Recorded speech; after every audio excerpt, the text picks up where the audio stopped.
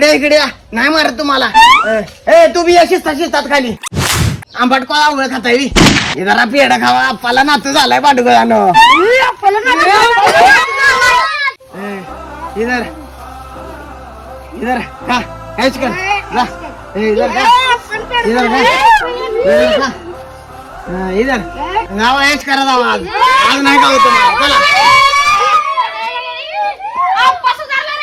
अरे भांडगोळ्यानं नातू झालाय म्हणून सोडलं असतं मला. परत या की गांडीची सालटीच काढतो तुमच्या.